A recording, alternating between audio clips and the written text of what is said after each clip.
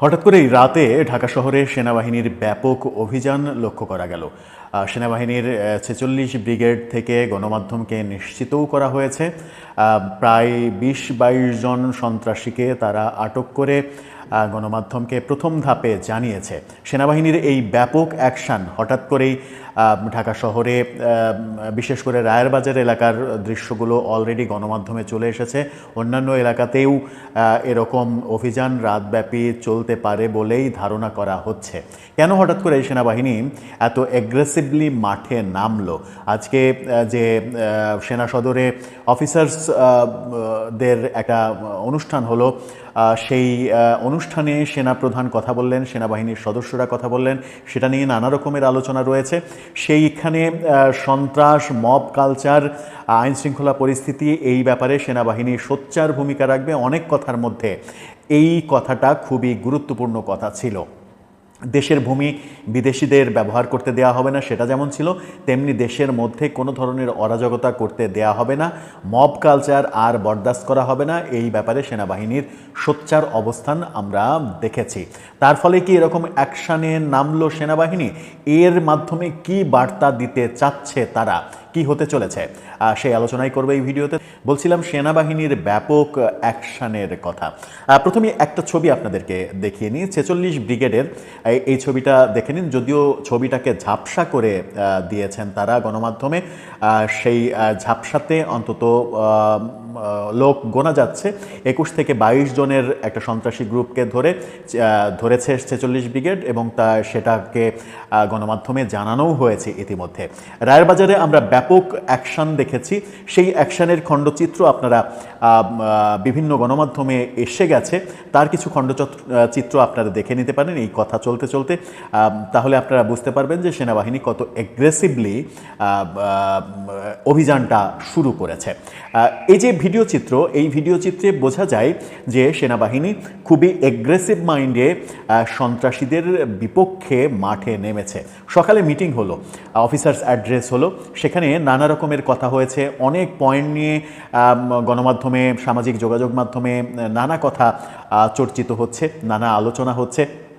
নানা আলোচনা যখন হচ্ছে, সেনাবাহিনীকে নিয়ে নানা রকমের গুজব, প্রোপাগান্ডা রয়েছে। বাংলাদেশ আর্মি থেকে এরকম একটা গুজব, প্রোপাগান্ডার একটা লিস্ট দিয়ে সামাজিক যোগাযোগ মাধ্যমে পোস্টও করা হয়েছে যে ইউটিউবে যারা বিভিন্ন কন্টেন্ট তৈরি করেন দেশে বিদেশে সেনাবাহিনীর নামে যে ধরনের গুজব, এমনকি ইন্ডিয়া থেকেও যে ধরনের গুজব তৈরি করা হচ্ছে, সেগুলো ব্যাপারেও সেনাবাহিনী যেমন সোচ্চার, তেমনি অফিসার্স অ্যাড্রেসের পরেই আজকে রাতেই এই ধরনের অভিযান একটা বার্তা দেয়। সেই বার্তা হচ্ছে যে সত্যি সত্যি অফিসার্স অ্যাড্রেসে আলোচনা হয়েছে, সন্ত্রাসকে কোনোভাবেই আর লাই দেয়া যাবে না। সেনাপ্রধান এর আগে রাওয়া ক্লাবের একটি অনুষ্ঠানে, পিলখানা ট্র্যাজেডি দিবস অনুষ্ঠানে বলেছিলেন, এনাফ ইজ এনাফ, অনেক হয়েছে, মব কালচার আর নয়। তারপরেও সেনাবাহিনীকে অনেক সমালোচনা সহ্য করতে হয়েছে।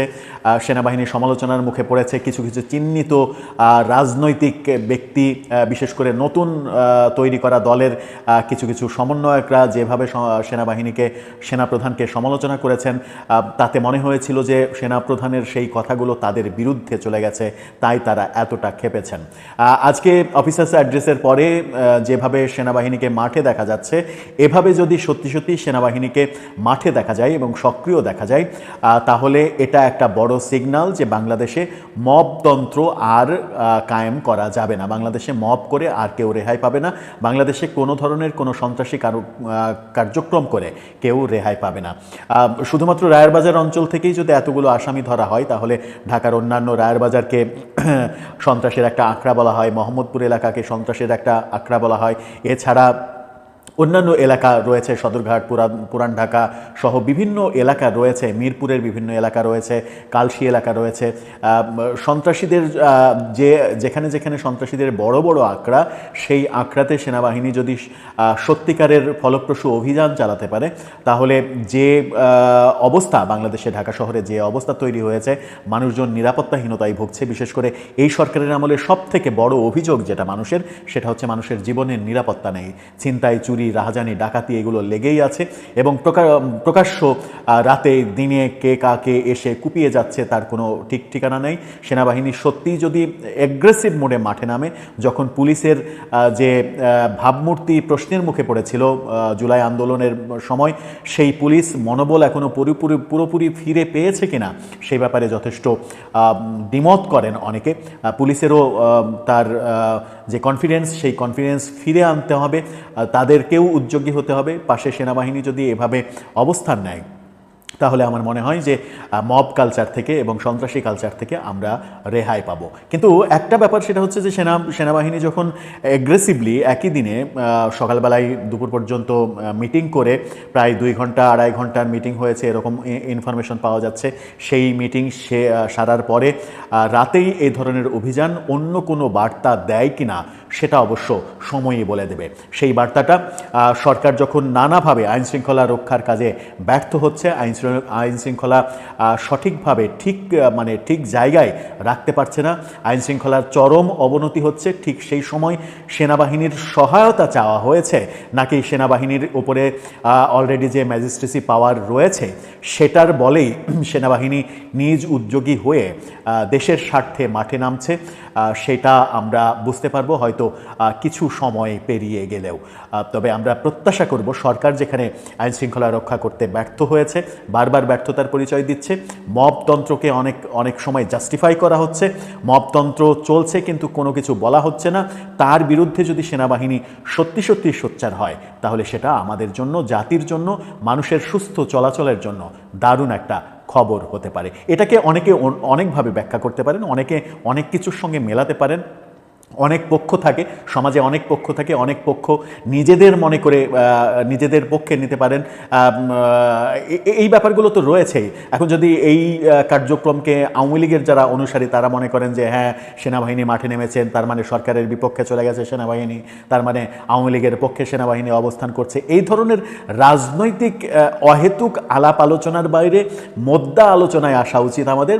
সেই মোদ্দা আলোচনাটা হচ্ছে সেনাবাহিনীর এই ধরনের তৎপরতা সমাজের অস্থিরতা দূর করবে। যে অস্থিরতা দূর করাটা আমরা চাই, সুস্থ সমাজ আমরা চাই, সেই ক্ষেত্রে সেনাবাহিনীর ভূমিকাটা খুব দরকার। যে ভূমিকাটা রাখতে শুরু করলো, আবারও তারা সবসময়ই রেখেছে, মাঝখানে খুব একটা সক্রিয় মনে হয়নি, আবারও তারা সক্রিয় হয়েছে এবং তারা ফিল করেছে যে এটা তাদের কর্তব্যের মধ্যেই পড়ে, দেশের স্বার্থে তাদেরকে ঝাঁপিয়ে পড়তেই হবে। দর্শক, আপনার কি মনে হয় হঠাৎ করে মধ্যরাতে এই যে অভিযান এবং সেই অভিযানের ফুটেজ গণমাধ্যমে, সামাজিক যোগাযোগ মাধ্যমে ছড়িয়ে পড়া, এটা কি বার্তা দেয়? আপনার মতামত জানিয়ে লিখতে পারেন আমাদের কমেন্ট বক্সে।